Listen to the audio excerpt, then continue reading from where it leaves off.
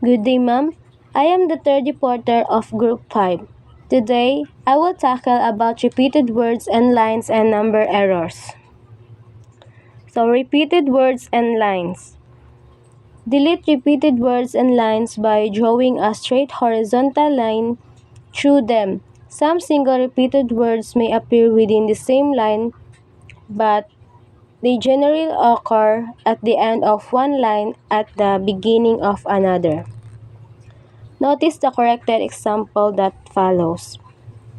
Next week, we will meet you to select word processing, spreadsheet, and database programs for our microcomputers.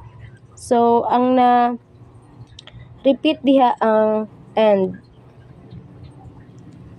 Activity 2.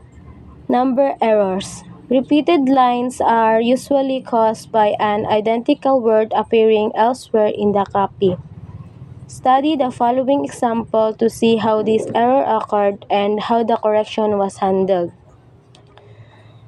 So, line repetition errors usually occur when vocabulary in a document is repeated. The types often shifts focus and returns to the inappropriate spot. The document is repeated, the typist often shifts focus and returns in the inappropriate spot the document is. So, mauna siya ang line repetition kana. Then, type with an extra line, one repeated from an earlier copy. So, mauna akong activity later. So, number errors. All figures should be checked for accuracy. First, ask yourself, does the number make sense? If you saw the weight of a newborn infant stated at 70 pounds, you might suspect that this was an error and that the types may have meant to type 7 pounds. Reading for cents helps you locate obvious numerical errors. So, other errors need to be checked against copy to be identified. To make sure may have meant in the rough draft and final copy coincide. So first, for a long number, count the digits in the original copy. The first step is to assess if the number makes sense. For instance, if a newborn infant's weight is stated as 70 pounds, it may be an obvious error, and it is important to question whether the intended number was 7 pounds. Instead, the approach helps in identifying obvious numerical errors. So number 2, make sure the same number of digits appears in the copy being checked.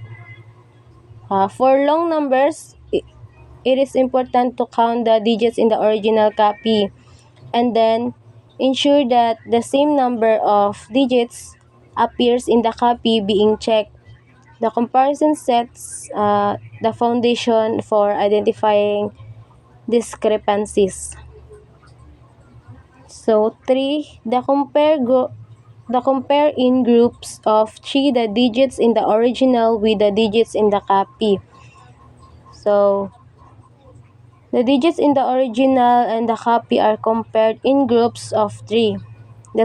This systematic approach helps in identifying discrepancies or missing digits within the number.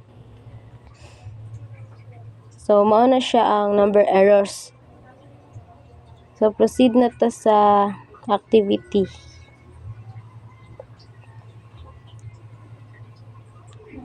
Use the proper proofreader's marks to show your corrections.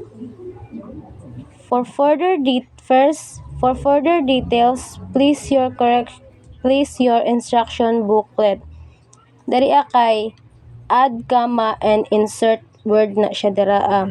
Kanang sa for further comma kanang sa for further details comma dayon ano. Then number 2, who will be manufacturing the movable parts of our new line of exercise equipment? Dari kay correct spelling of exercise. Hawaon ni siya ang exer. Dapat ang nara dira is exercise. So number 3, your computer desk and printer table are both scheduled for delivery on July.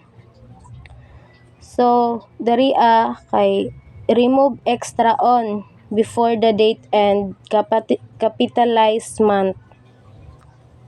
So number 4, please the contract and mail it to us in the enclosed envelope. Diri kay replace the with sign as it seems more appropriate.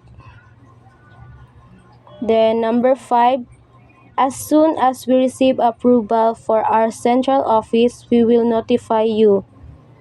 Diri kay dili na need ni correction. No correction needed na. So number 6, 2 of our older stores and our new warehouse need to have more up-to-date security system installed. So diri kay remove extra app and hyphen it up to date. Mao na siya. And that's all. Thank you.